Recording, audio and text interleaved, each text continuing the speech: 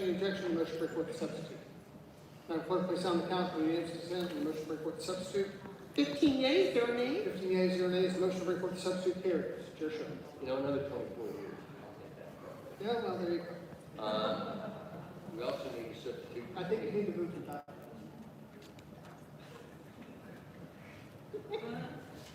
I'd like to now move at this time that we adopt this on substitute. There's a motion by Councilmember Schultz, seconded by Councilmember Juan to adopt 25-0-1032 as substituted. Any discussion on the motion to adopt the substituted? Hearing none, move to vote. Madam Clerk, please open the vote on the motion to adopt the substitute. The vote is open.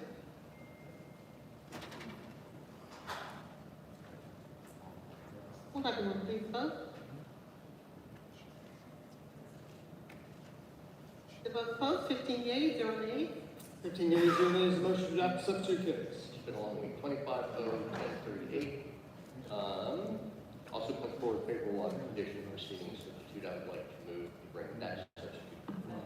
There's a motion by Councilmember Schultz, seconded by Councilmember Bakhtiari to bring forth substitute 25-0-1038. During discussion, the motion to bring forth the substitute. If you want to read the caption to change. Yes, an ordinance by Mr. Amos, a substitute by the Atlanta City Council authorizing a donation in an amount not to exceed $8,348 to the Booker T. Washington School Legacy Foundation, Inc., pursuant to the section of the charter indicated here and for other purposes. Any discussion on the motion to bring forth the substitute? We do this via unanimous consent without objection. Any objection to the motion to bring forth the substitute? Madam Clerk, please sound the count of unanimous consent. 15 yeas, 0 nays. 15 yeas, 0 nays, the motion to bring forth the substitute carries. Chair Show. Motion to approve on substitute. There's a motion by Councilmember Schultz, seconded by Councilmember Juan to approve 25-0-1038 as substituted. Any discussion on the motion to adopt as substituted? Hearing none, move to vote. Madam Clerk, please open the vote on the motion to adopt as substituted. The vote is open.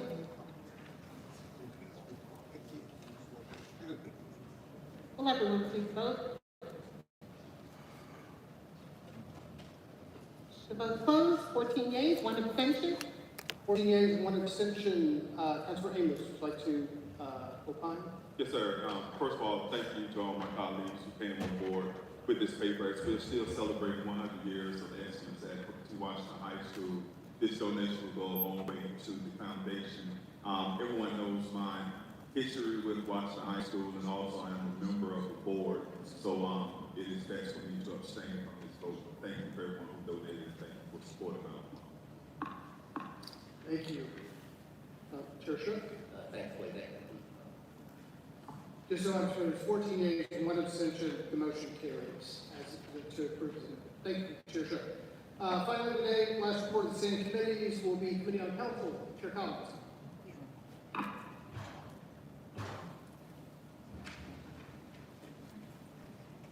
Thank you, President Shipman. We have 2 items on the report today, starting with our communications resolution. So item 25-R-3089-1, a resolution by Councilmember Andrea Boone appointing Mr. Christopher Brown to the Atlanta Citizen Review Board for a term of 3 years. Said term to begin upon approval of this resolution and for other purposes, and the recommendation is to adopt.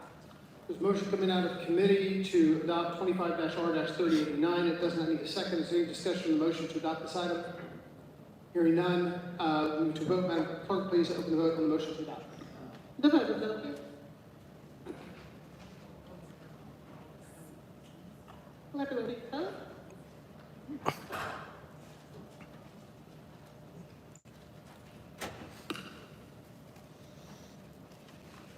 Will everyone please vote? Mr. Westmoreland, what's your vote?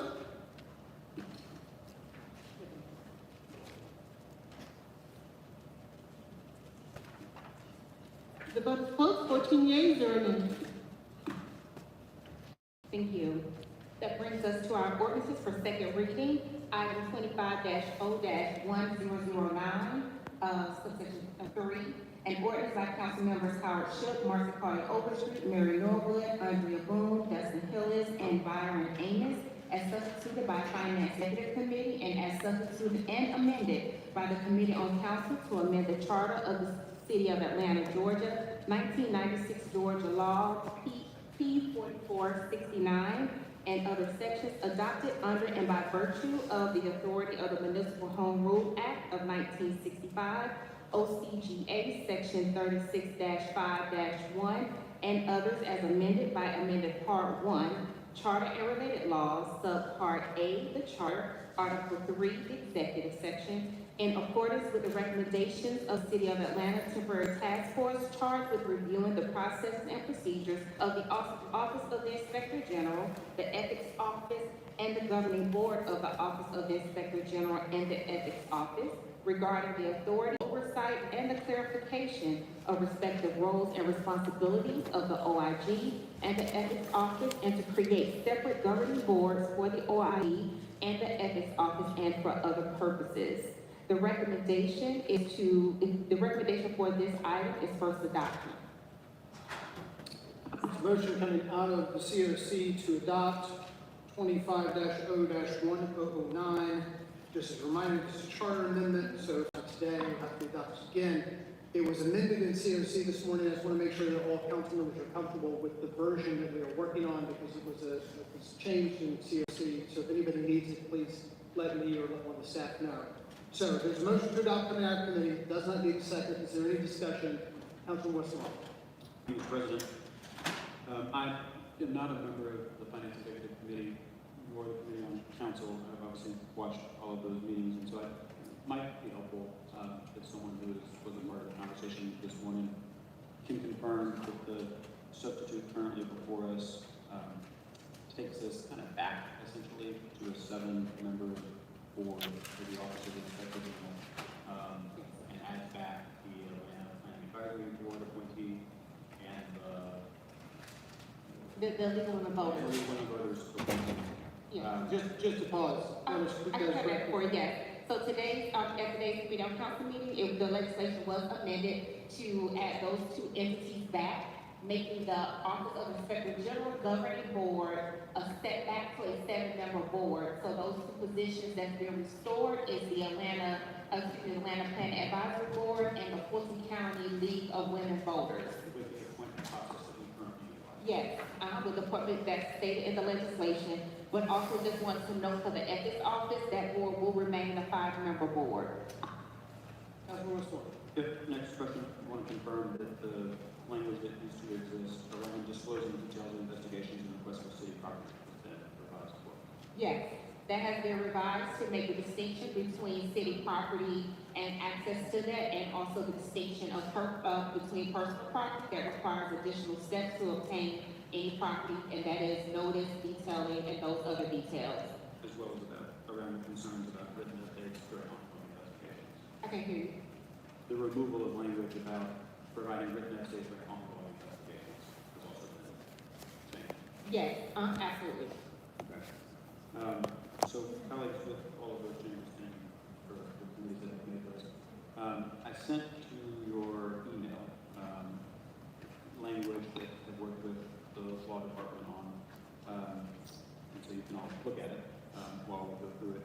But in section, to make a motion to amend section 8101B to delete all of the words in this section. It says, and neither the Inspector General nor the deputies, assistants, employees, and personnel assigned to the Office of the Inspector General shall have the powers and abilities of law enforcement officers as defined in state law, including the ability to conduct criminal investigations. So remove that.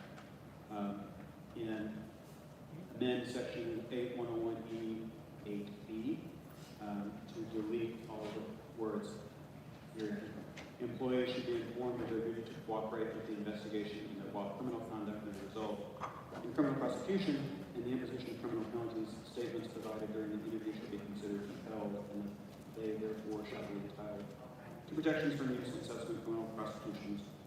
Amend 8106H to restore the language providing the Inspector General shall have the duty and responsibility to report suspected criminal violations of law to appropriate law enforcement agencies. Which reads, reporting is appropriate suspected criminal violations of law, rule, and regulation, and criminal policy related to the matter under the Compliance Division to the local, state, and federal enforcement agency with proper jurisdiction. And then finally, in section 9101E8B, to do the same in the ethics section that we did in the item section I just read. It's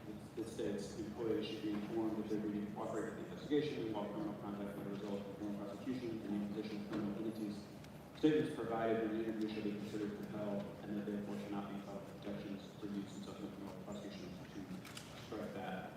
And then 9(106)A to restore the language that has existed. Reporting is appropriate suspected criminal violations of a law, rule, regulation, or criminal policy related to the matter under jurisdiction of the ethics office to the local, state, and federal law enforcement agencies of proper jurisdiction. That's my We're entertaining a motion to amend the legislation right now. Yes, there's a motion to amend by Councilman Westmoreland as outlined, seconded by Councilman Juan. So let me give everybody a moment and ask, is there any discussion on the motion to amend as outlined by Councilman Westmoreland? Yes, there is. Councilor Collins? Yes, I definitely want to make sure that my colleagues have the opportunity to actually review what has been amended. I do think it leads us in the right direction. But I do think it's extremely important for you all to be informed of what the actual amendments are at this time so that you can be able to explain to your constituency. So with amending section 8-101B to delete those words, please make sure that you understand what it's actually deleting. Councilman Westmoreland, if you want to add anything additional to that. Law Department, would you please provide any additional context for our colleagues to understand what that entails?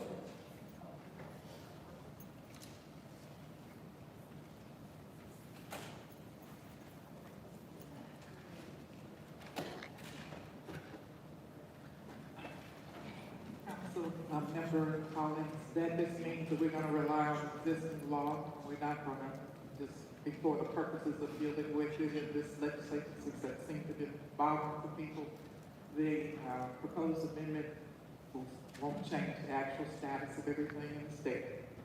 They are not, if they don't have law enforcement capabilities and deleting specific reference to that will not change that. Any, Other discussion on the motion to amend? one more? Yeah, Councilor Collins. To actually the last three, in terms of amending 8-106H to restore the language of the Inspector General having the duty and responsibility to report suspected criminal violations of law to appropriate law enforcement agencies and to renumber the remainder of the subsections just to align with that. Wanted to make sure that my colleagues will in fact understand that even if the investigation gets to a criminal point, that the Inspector General should actually work with our colleagues in law enforcement agency to make that happen.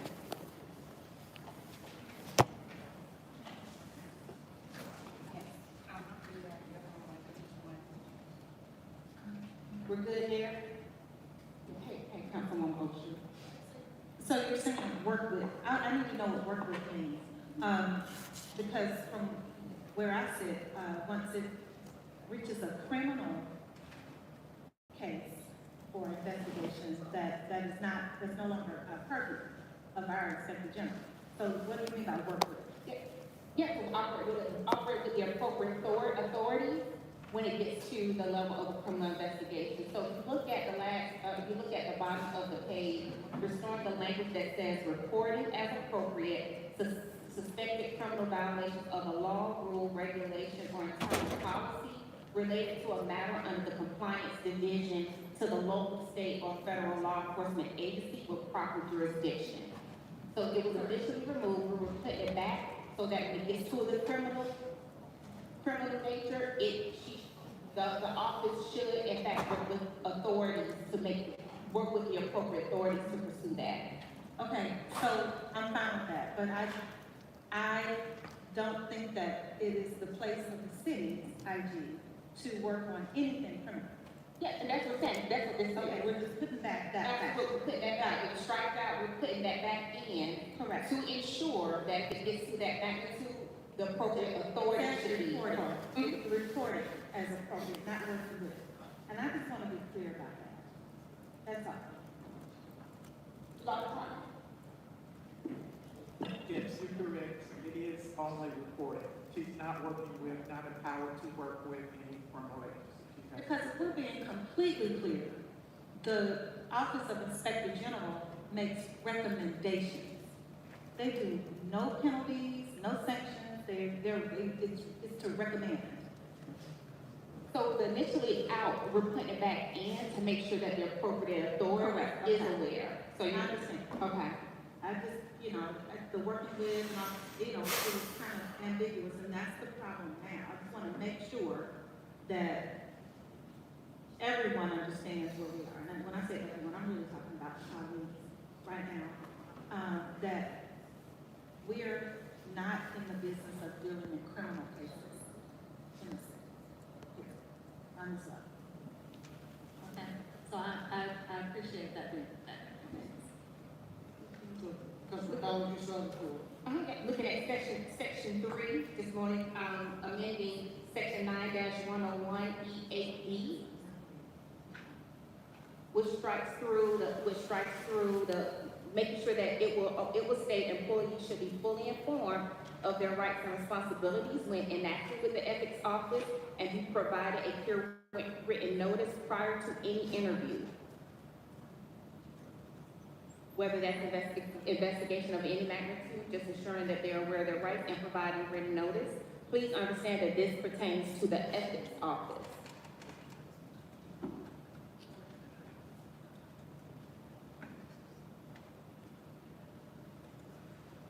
Any questions, thoughts?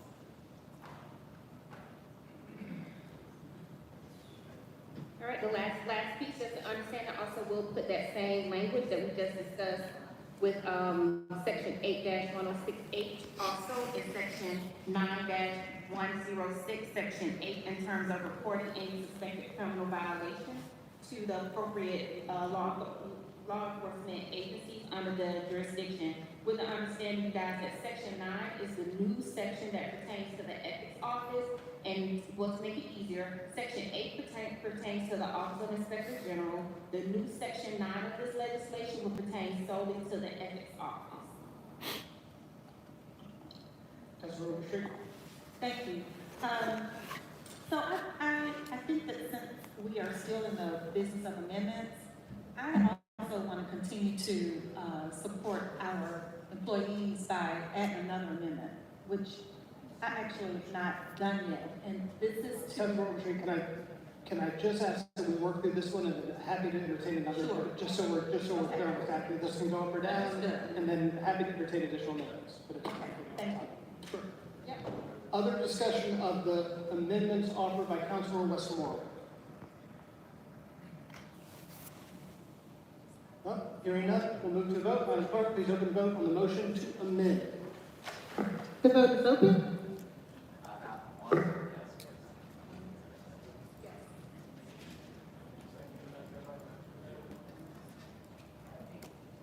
Will everyone please vote?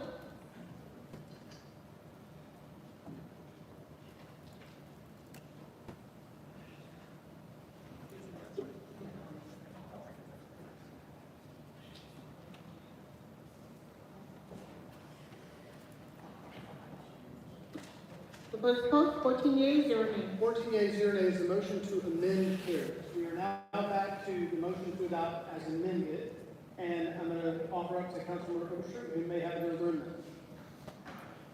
I do have another amendment, and I would like help with drafting it to make sure that it gets to everyone's email and a printout. I would like to ban surveillance against our employees, no spy pins and nanny cams and any kind of protection where someone doesn't know that they're being recorded. According to our work session, we saw invoices where that could have possibly been the case. So my amendment would say,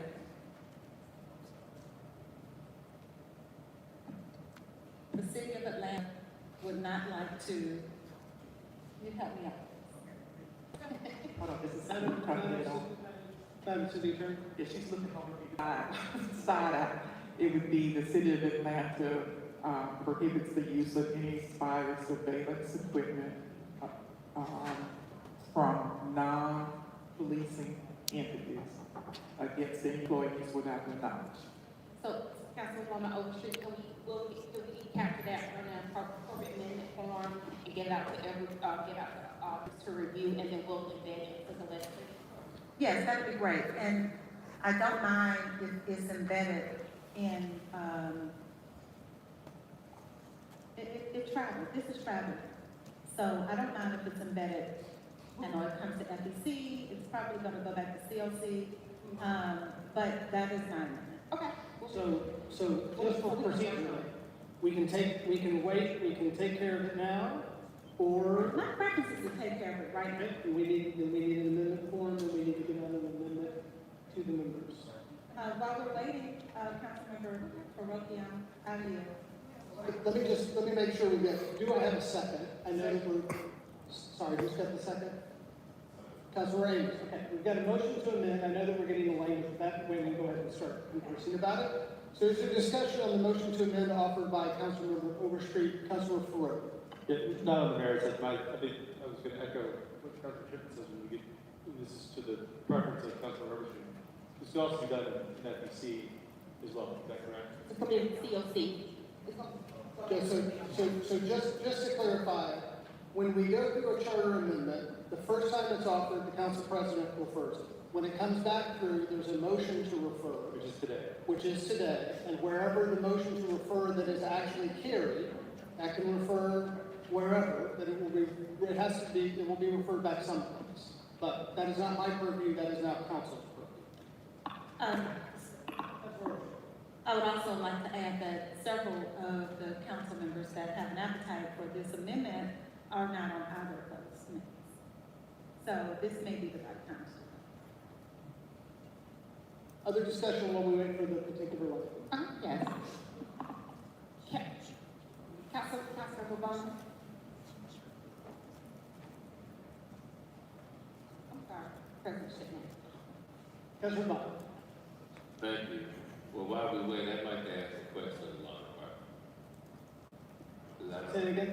While we wait for the Yes. exhibit, I'd just like to ask a question of the law department. Please go ahead. Thank you.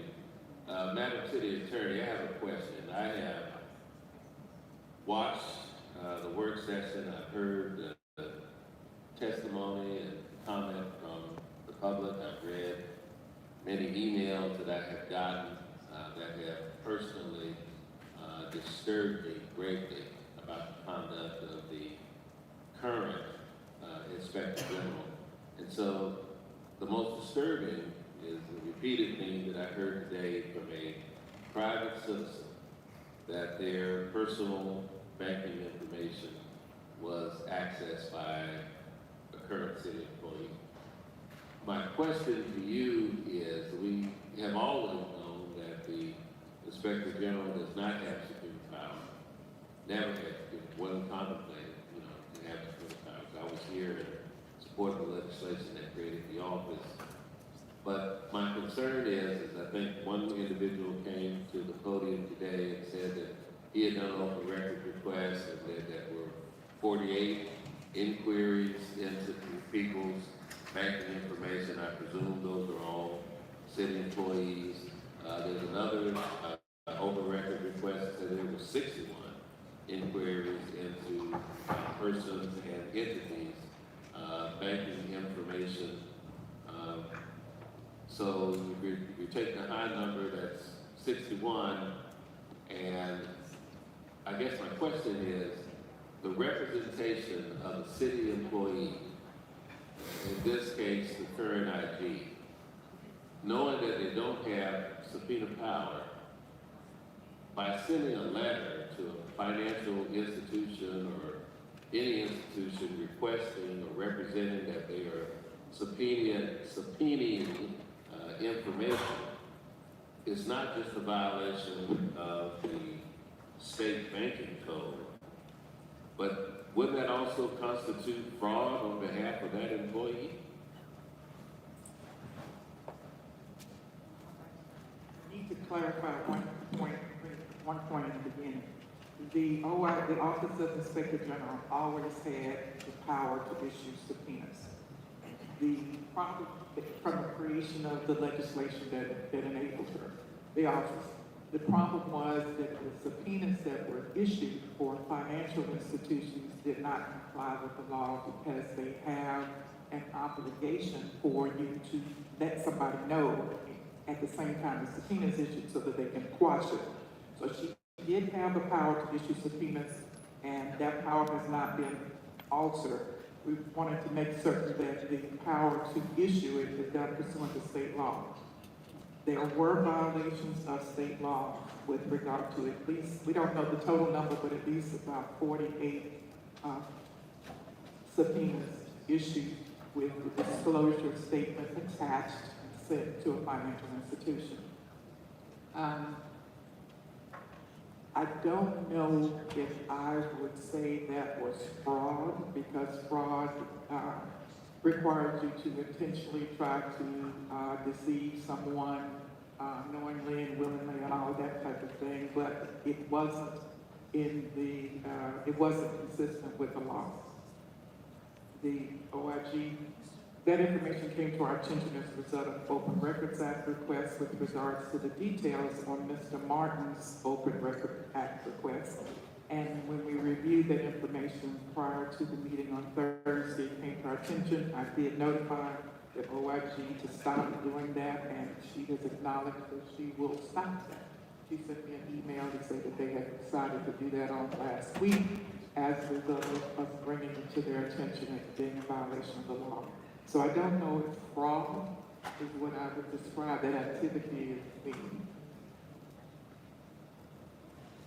Okay, well, I, of course, accept your explanation on that. But I guess my follow-up question is, what type of legal exposure are we looking at for these individuals whose rights, I believe, have been violated and the state banking code has been violated?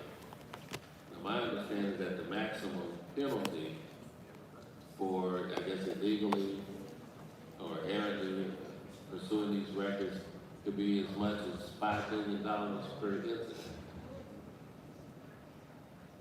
If you don't mind, Councilmember Bond, I would rather have those types of discussions in executive sessions rather than give information to people in public like this. There is liability exposure, and I think Mr. Robinson did threaten at the microphone today that he was going to investigate filing an action. So I'd like to discuss that in executive session, provide those details. Okay, I understand. So I guess just to close out though, they have to clarify what the IG's actual subpoena powers are.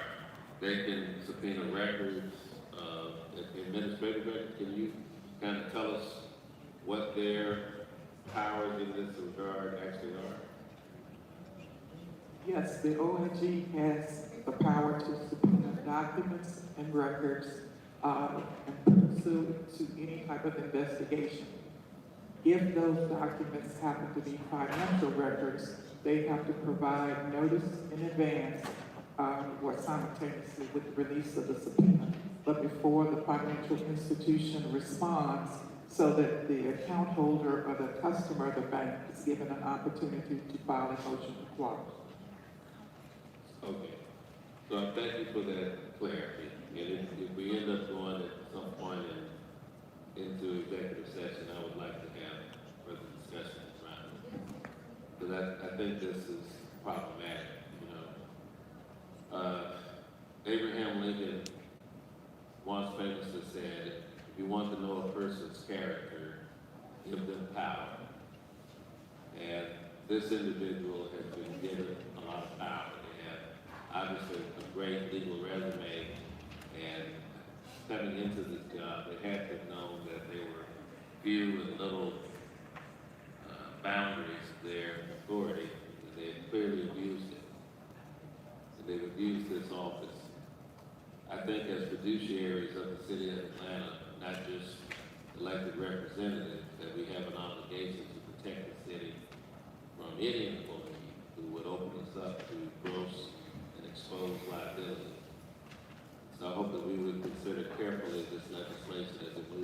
process and any and all amendments, and to make sure that going forward, that the purpose, the original purpose of the IG's office for those of us who were here, who voted on it, is actually implemented, and that it's not used as a tool to abuse or harass or to have employees abuse their offices in pursuit of what they would state as their goals.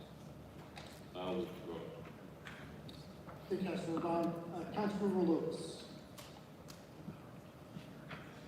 Thank you again, City Attorney. My question was surrounding close to the same thing. Just seeing Dr. Robinson, also seeing him in meetings this weekend. Did we hire or did we create a position and put a person in a position that has opened up us for potential lawsuits? I just want to make sure I'm clear that I asked the question to you. I would rather discuss this in executive session. However, the conduct I've already described is a violation of the state act. And the reason why my entire feelings have changed around this are simply because of the attacks on the private citizen. So I want to make sure that our legislation that we're putting forth is making it to where whoever is in this OIG office, or whoever, because I stand with OIG, I understand the meeting, but whoever is in this office can never do what happened to Dr. Robinson, because America has a history of doing that to black men, and I'm loud. I'm a loud black man.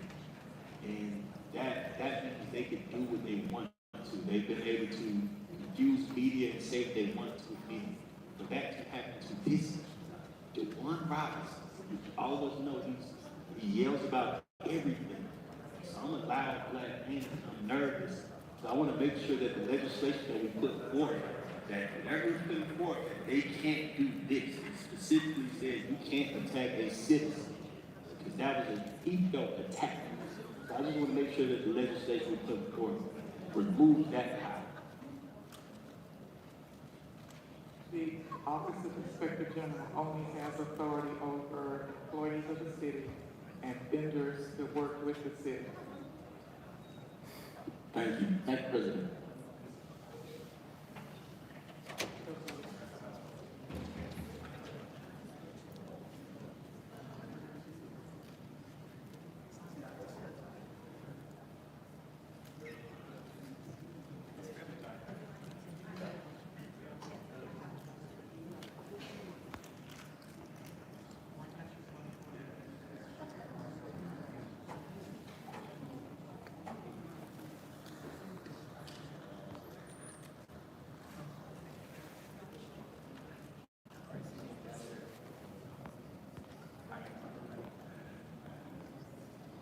Councilmember Overstreet, did you receive it in your email?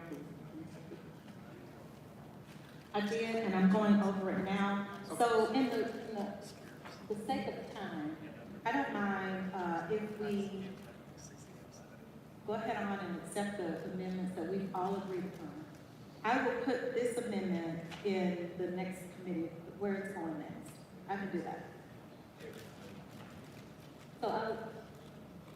So just to clarify, So just a second, you said every time that I amended, I would have to go 3 rounds? What are you saying? I'm saying that right now you have a motion to amend on the table. Okay, You could withdraw that motion and obviously put that back into the process in one of the committees that it goes to, because it will be referred back. Or we can go ahead and wait and take up the matter, because your amendment is technically on the floor. Right, you'll also have next council meeting, because this will have to be passed twice, so you'll have both committee meetings that refer to, as well as the council meetings to do this, or you will have your amendment on. okay. So I just sent it to council members. And I mean, I would really like to have this in here, just so we're clear. I would. Sorry, say that again, I apologize. Do you all have it? Do you see it? Is it, I will read it. Right, I think it's been said in a bit, please, I just consistent with took the everyone. Councilor, please, do read your amendment. My amendment would be section 1, amendment 8-101C8, to add a new subsection D, which shall read as follows. The Office of the Inspector General is expressly prohibited from the use of any covert surveillance technology during the conduct of any investigation conducted thereby. Section 3, amendment 9-101C8, to add new subsection D, which shall read as follows. The Ethics Office is expressly prohibited from the use of any covert surveillance technology during the conduct of any investigation conducted thereby. And everyone, your copies are coming right now. So, I move to make that amendment. There's a second. So there's, you've already made the amendment, we don't have to do it again, we just clarified the exact language. It's been seconded. Is there any further discussion on the motion to amend that's been offered by Councilmember Overstreet?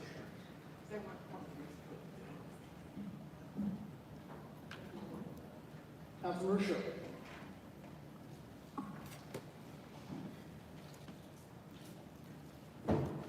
So I don't know if state law has anything to say that would be germane here, so that's a question for the law department.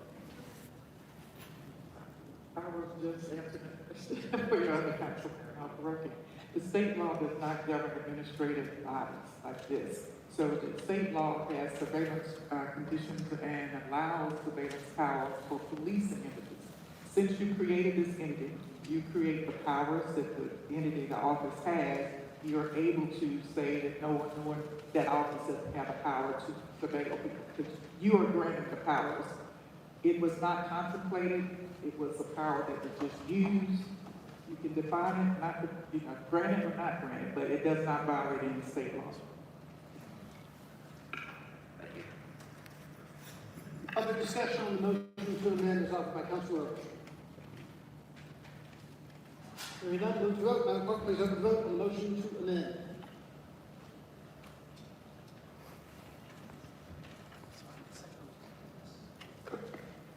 The vote is open.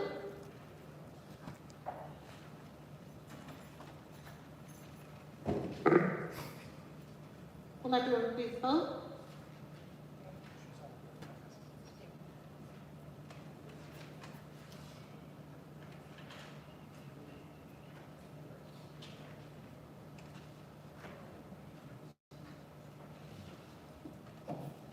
The vote is 8 yeas, 6 nays. 8 yeas, 6 nays, the motion to amend carries.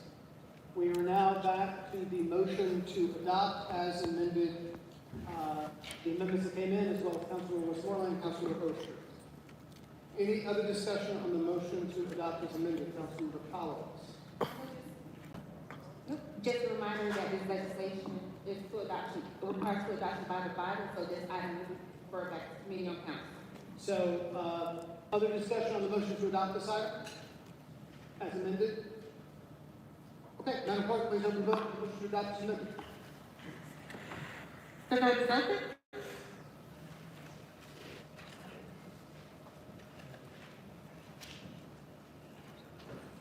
Will everyone please vote?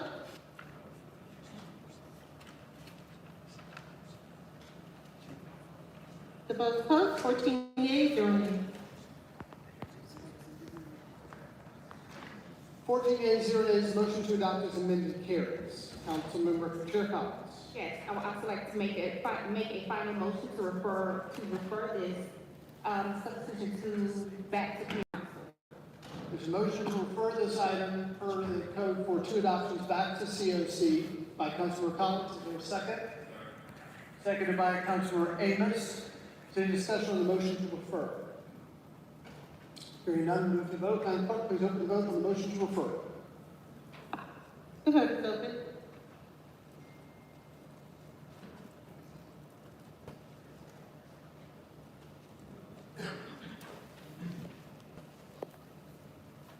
Will everyone please vote?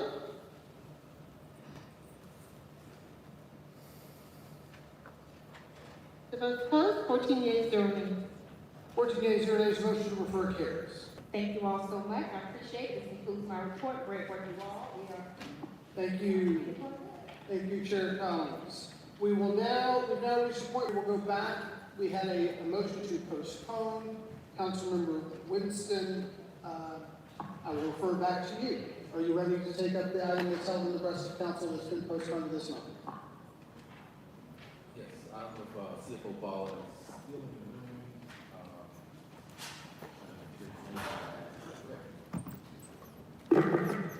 For the finance department?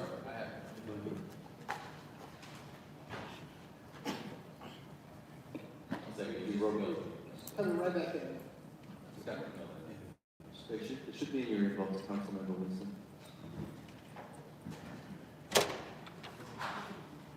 Thank you.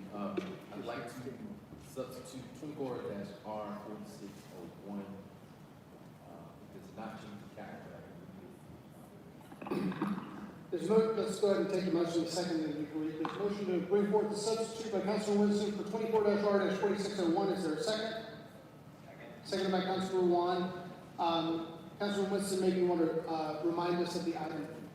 Thank you. It's a resolution authorizing the city of Atlanta to donate a total amount not to exceed $1 million to Hope Atlanta pursuant to section number listed of the Atlanta Charter to support efforts to prevent displacement, homelessness, and employment.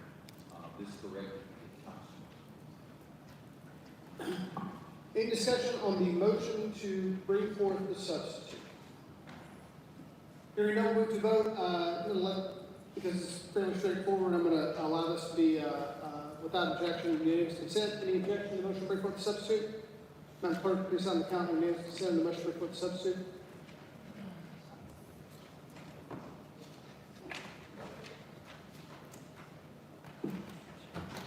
Yeas, 0 nays. 13 yeas, 0 nays, motion to bring forth substitute carries. Councilman Winston. I'd like to make a motion to approve that substitute. There's a motion to adopt the substitute by Councilman Winston, seconded by Councilor Juan. Is there any discussion on the motion to adopt this item as substitute? Hearing none, move to vote. Madam Clerk, please open the vote on the motion to adopt 24-R-4601 as substitute. The vote is open.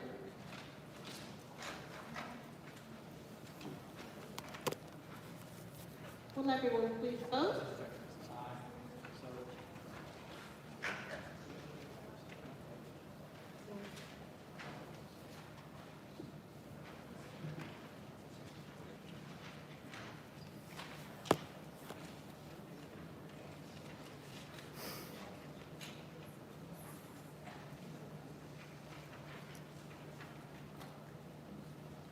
The vote is closed. That's 12 yeas, 0 nays. 12 yeas, 0 nays, 1 abstention. The motion carries. Councilman Westmoreland, next plaintiff's abstention. Serve on the board of directors for the time. Thank you. Thank you. Well, that concludes the business for today. We will now move to personal papers. We have 2 items for immediate consideration. First up is Councilmember Amos.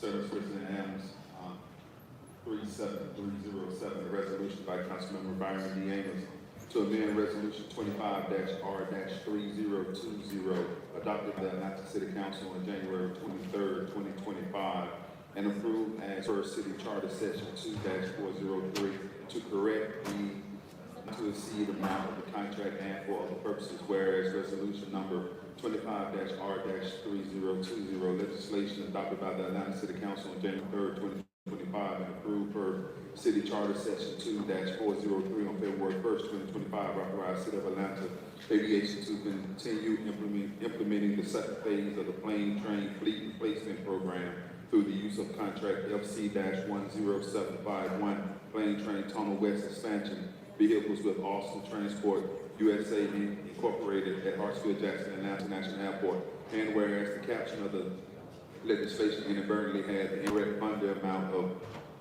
$13,049,053, and whereas in the desire of the Department of Aviation to amend Resolution 25-R-3020 to correct not to exceed amount to $13,049,513.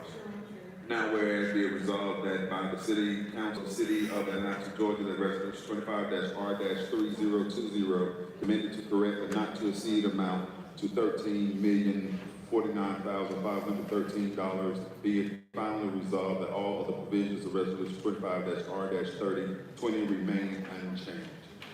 Motion to approve. Motion to approve items 37307 by Councilor Amos, seconded by Councilor Bond. Is there any discussion on the motion to approve this item? Hearing none, move to a vote. Madam Clerk, please open the vote on the motion to adopt items 37307.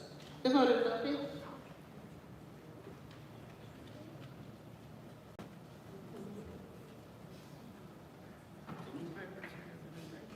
Will everyone please vote?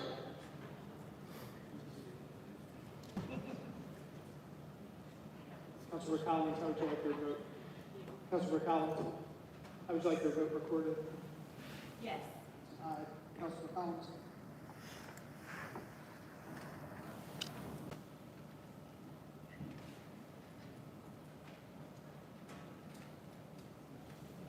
Vote closed. That's 11 yeas, 0 nays. 11 yeas, nays, the motion to adopt carries. Mr. President, make a motion to send this to the mayor's office post haste. There's a motion by Councilor Amos to send this item post haste. Is there a second?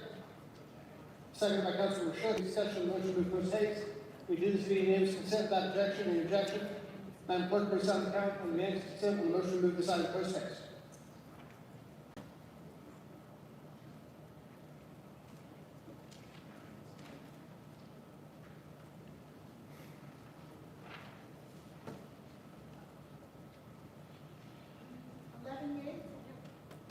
Eleven yeas, 0 nays. 11 yeas, 0 nays, motion to move post haste carries. We have one more immediate consideration. Councilor Bond.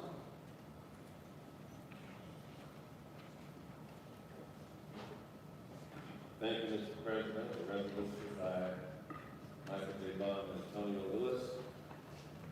A resolution to express support for the Atlanta City Council for the event Banned Books, Block Education Dreams Deferred, and to recognize the importance of literary access and educational freedom for all and for other purposes.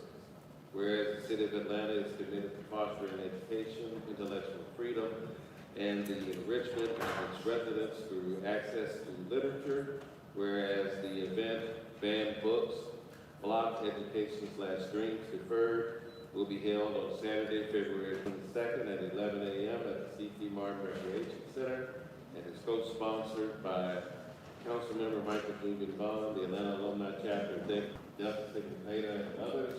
And whereas the event is in partnership with the Atlanta Public Schools, the City of Atlanta, and Fulton County Library System seeks to educate families on the impact of books and censorship, ensuring that the communities continue to be enriched by the full history and perspective of all cultures, our country, and our community. And whereas access to literature that reflects the diverse experiences and histories of all people is vital to inform and engage citizenry, and restrictions on such access undermine the principles of democracy and education.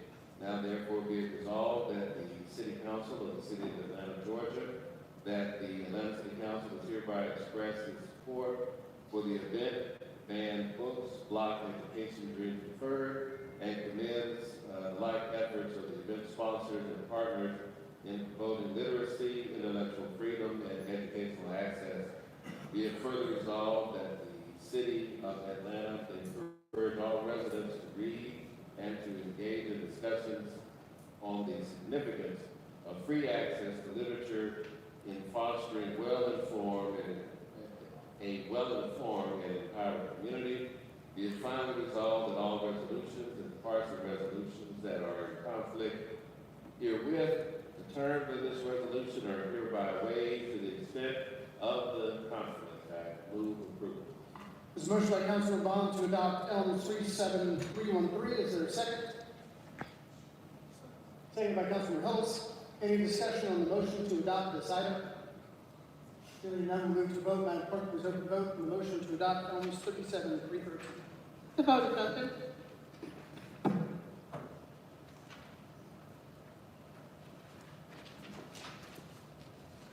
Will everyone please vote?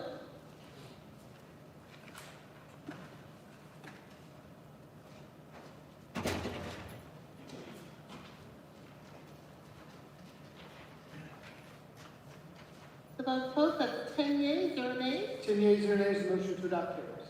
Like to move the mayor's office post haste. There's a motion by Councilman Vaughn to move this item post haste. Is there a second? Second by Councilman Amos. Any discussion on the motion to move post haste?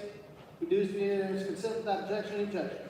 Madam Clerk, please sound the count on unanimous consent for the motion to move post haste. 10 yeas, 0 nays. 10 yeas, 0 nays, the motion to move post haste carries. Thank you, Mr. President, you're very, very. Oh, well, I appreciate that. Councilman Vaughn, you're back up. You get the microphone for, we'll look first, let me just make sure there are no other items in consideration. Therefore, we'll move to items for referral. Councilman Vaughn, you're in. Oh, excited. Elms ID number 37288, an ordinance by Michael Julian Bond, an ordinance authorizing the mayor and his designee to execute amendment number 2 to grant CSMA 2309 124 X number EF SPG grant CS 1023-1 with Cornerset LLP on behalf of the Mayor's Office of International and Immigrant Affairs to ratify services rendered, revive, extend the term of the agreement for 5 months, retroactively commencing November 16, 2024 through April 15, 2025, and to add additional funding in the amount not to exceed $16,848.50 for the purpose of supporting the administrative closeout of the Emergency Food and Shelter Humanitarian Program. All contracted work will be charged to and paid from the departmental organization account number listed therein and for the purpose.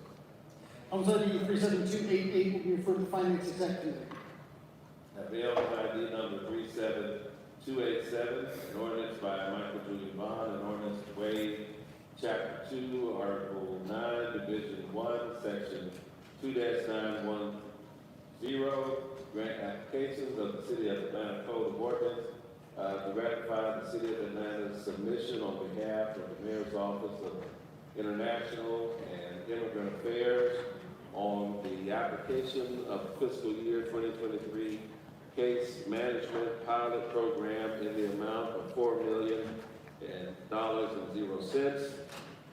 to, if awarded, be utilized by providing comprehensive case management services to non-detainee, non-citizens known to U.S. Immigration and Customs Enforcement in the City of Atlanta to be authorized the mayor or his designee to enter into the required agreements necessary for the implementation of the award and for other purposes. Elms ID 37287 will be referred to the Finance Executive. Elms ID number 37265, an ordinance by Michael Julian Bond, an ordinance to ratify services rendered in connection with the agreement FC 119054 and 4, record services for abandoned vehicles on private property, stolen and non-stolen vehicles with South Metro Towing Incorporated, beginning January 31st, 2025 through January 30th, 2026, and authorize the mayor or his designee to exercise the second renewal option under the agreement on behalf of the Atlanta Police Department for a term of 1 year, retroactively effective from January 31st, 2025 through January 30th, 2026, at no cost to the city in accordance with Section 2-1163, subsection C of Article 10, Procurement and Real Estate Code of the City of Atlanta, ordinances and for other purposes. Elms ID 37265 will be referred to the PSL. I have a resolution by Council Members Michael Julian Bond, Council Member Winston, Council Member Hiroki, Council Member Amos, Council Member Shook, Council Member Juan, Council Member Dozier, Council Member Boone, Council Member Gillis, Council Member Lewis, and myself.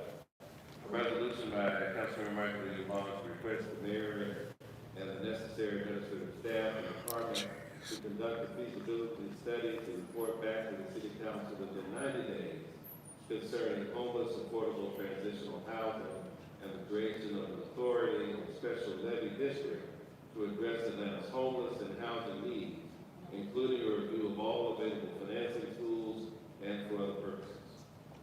Items ID 37295 will be jointly referred to the CDHS and FACP. Thank you, Mr. President. Thank you. Councilor Boone.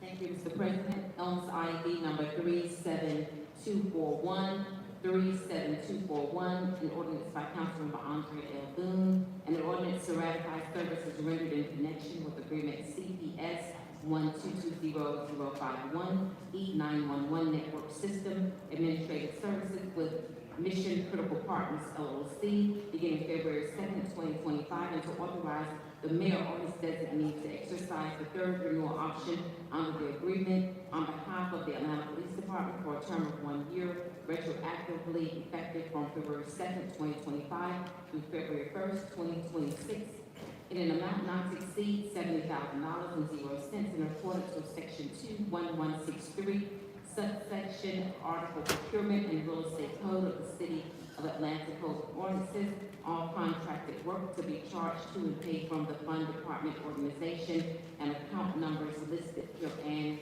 and for other purposes. Items ID 37241 will be referred to the Public Safety and Legal Administration. Owns ID number 37176, an ordinance by Councilmember Andrea Boone, an ordinance waiving the requirements of Section 2910 of the Atlanta City Code to retroactively authorize the mayor, his designee, including the chief sustainability officer, to submit a grant application for the Bloomberg Philanthropies Youth Climate Action Fund grant on behalf of the city of Atlanta, to ratify the application submitted to authorize the mayor and designee to accept the award of grant funds in the amount of $100,000.00 for the purpose of activating youth to design, produce, and implement climate action solutions in Atlanta, to authorize the mayor or his designee, including the chief sustainability officer, to execute any necessary grant agreements, to authorize an amendment to the fiscal year 2024 intergovernmental grant fund budget, to anticipate and appropriate the amount of $100,000.00, all grants funds to be charged to and paid from the fund and account numbers listed here and for other purposes. Items ID 37176 will be referred to the City Utilities. Thank you, Mr. President. Thank you. Councilor Amos.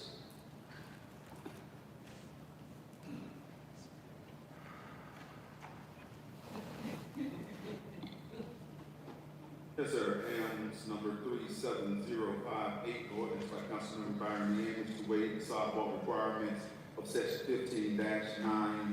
15-9.003, a part of 15 land subdivision ordinance of the City of Atlanta Code of Ordinance to provide that a certain subdivision applicant SD-24-001-943 Wright Street deposit a dollar amount of $32,534.39 equal to the value of the required sidewalk construction into the designated trust fund account for District 3 and for other purposes. Items ID 37058 will be referred to the Transportation Committee.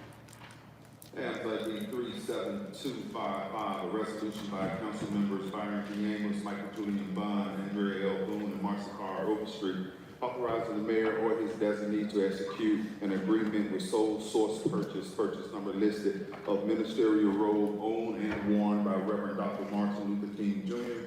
for display at Hartsfield Jackson Atlanta International Airport, not to exceed $325,000 for the purchase will be charged to and paid from amount numbers listed herein and for other purposes. Items ID 37255 will be referred to the Finance Executive.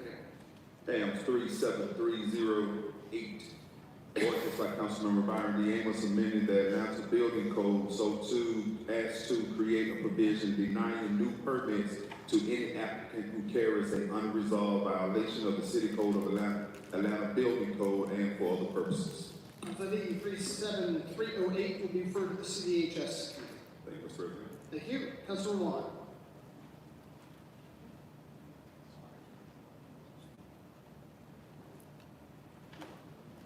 Mr. President, Elms ID 37310, an ordinance by Councilmember Alex Swan to provide for the annexation of property located at 2231 Illinois Avenue Southeast Georgia 30316 in the corporate limits of the city of Atlanta, Georgia, pursuant to the 100% method to extend the boundaries of the Atlanta Independent School System to notify the Department of Community Affairs of the state of Georgia of such annexation and vote.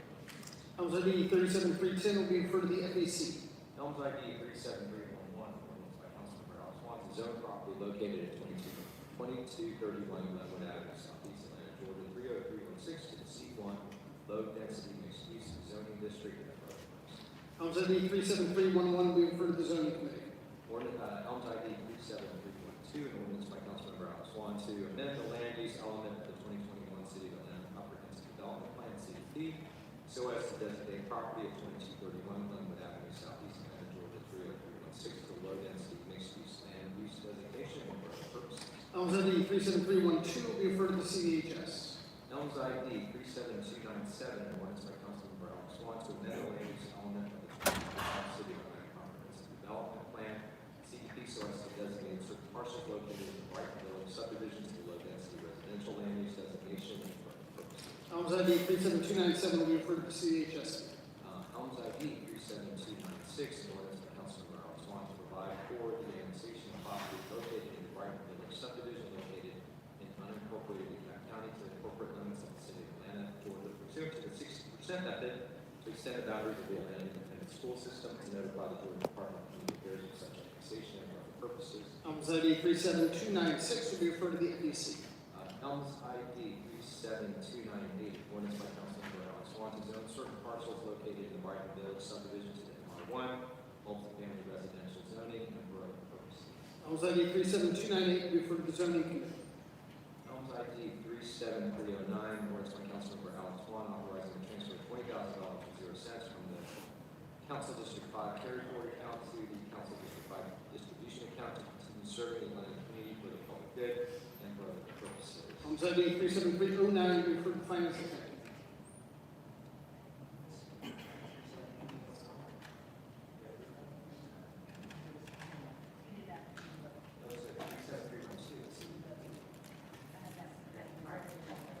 Thank you. Councilor Hillis.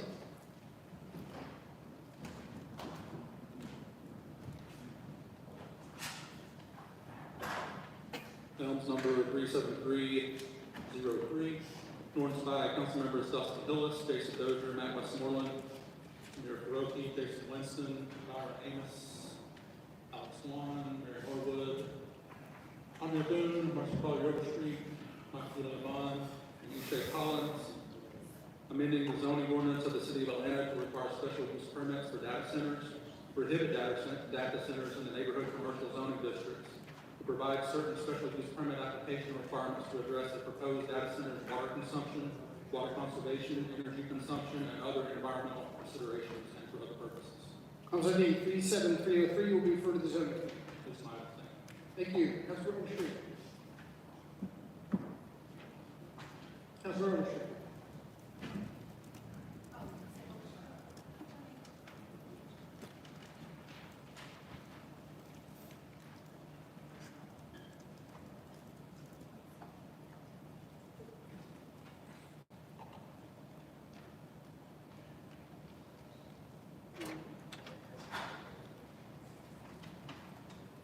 Elms ID number 37306, a resolution by Councilmember Marcy Collier Overstreet requesting the mayor of his designee to install traffic calming devices on Austin Road southwest between Melvin Road southwest and Campground Road southwest in order to reduce speeding and for other purposes. Elms ID 37306 will be referred to the transportation committee. Thank you. Councilor Shook.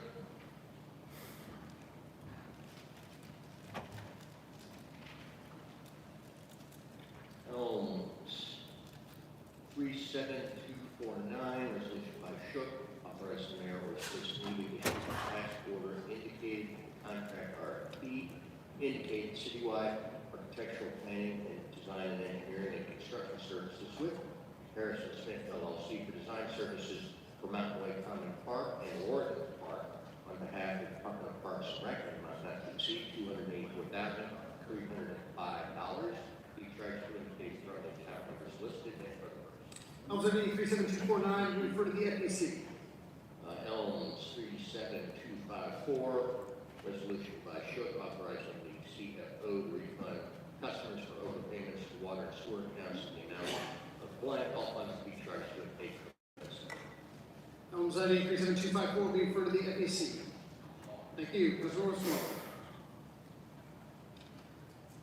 Helms ID 30304, ordinance by Westmoreland Law and Bakhtiari and Boone, authorizing donation not to exceed $2,000 for the prior run 2025 pursuant to section 606 of the City of Atlanta Charter and other purposes. House ID 37304, we refer to the Finance Executive. I believe that's all the papers for referral today. We'll now move to general remarks. I'll just lead off briefly to remind everybody that we have construction going on in our committee rooms. So for the next several weeks, all committee meetings will be held in chambers. Yes, thank you, Mr. President. I would like to congratulate A.C. Wells, Commissioner Reginald Wells, who will be leaving the city of Atlanta, going to DeKalb County as the Director of Watershed Management. A.C. Wells has been a diligent and dedicated citizen and employee, a wonderful, wonderful worker, and we would like to just let him know how much we have appreciated his service to the city of Atlanta. Congratulations, A.C. Wells. Thank you, Councilor Boone. I'm going to ask the city clerk, Madam Clerk, if you would make an announcement while council members are here. Yes. Good evening, Mr. President and members of the council. Just a reminder that the campaign contribution disclosure reports was due on January 31st. So if you haven't filed, you are late, but you will not incur a penalty during the grace period, which ends on Friday, February 7th. So please submit your report. Per the state, it is late, but you will not incur a late fee until Friday. So thank you. Thank you. Councilor Overstreet.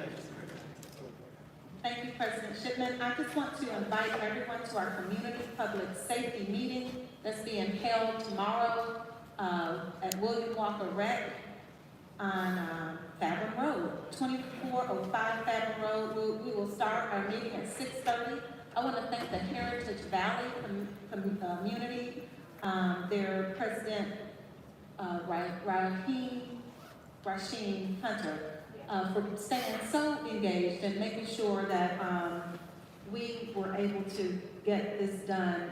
So joining us tomorrow will be Zone 4 Commander Major Clay, as well as Chief Shearbaum and Judge Renata Turner, myself, and also our host 3 at large, Isha Collins, will also be joining us. So that's tomorrow, community public safety meeting. I also want to say congratulations to the new Commissioner Wells for DeKalb County. He is a ball of expertise in the watershed community, so I wish you well. Councilor Amos. Yes, sir. Yes, sir. And at the work anniversaries again, we have Dana Holmes, 1 year, Nicole Jones, 3 years, Michael Ulcer, 6 years, Dex Andrews, 10 years, Jordan Kemp, 3 years, Shante Williams, 3 years, and then Ms. Teresa Payne, 31 years. So congratulations to everyone working on the first. Thank you. Other announcements from my colleagues? With that, Madam Clerk, please call the closing roll. Council President Jack Shipman. Here. Councilmember Michael Dillon Bond, at large.